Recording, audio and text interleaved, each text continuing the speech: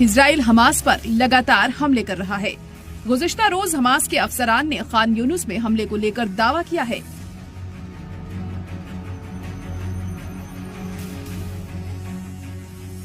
इस हमले में हमास के सिफारती लीडर सलाह अल बर्दावील जाँ बहक हो गए हैं।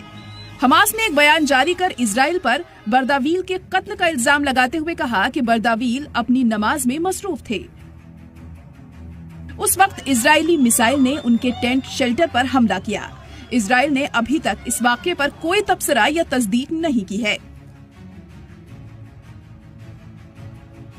गाजा में इजराइल के नए सिरे से शुरू किए गए फौजी हमले ने तिब्बी मुलाजिमीन को हैरान और परेशान कर दिया है, क्योंकि ज्यादा से ज्यादा बच्चे इजरायली हमलों का शिकार हो रहे हैं। I was bathing my child after heating the water when we suddenly heard an explosion. We had nothing left with us. My son Wayad was with me. This is my daughter. She is the only one who survived the attack. My 4 children were killed in 2 previous bombings, and this is the 3rd time. ऐसा लगता है कि Israel जानबूझकर बेकसूर मासूम बच्चों को निशाना बना रहा है।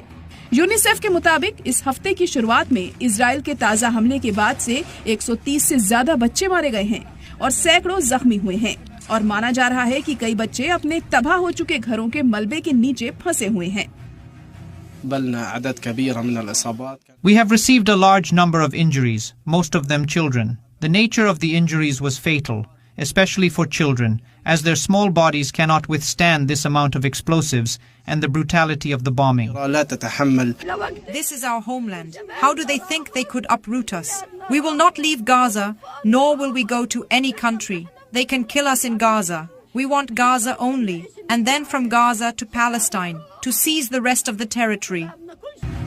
इस बीच इजरायली पीएम बेंजामिन नेतन्याहू के चीफ सेक्रेटरी पॉलिसी सलाहकार ओफिर फाल्क ने कहा है कि हमास पर फौजी दबाव बाकी बंधकों को घर वापस लाने के लिए है।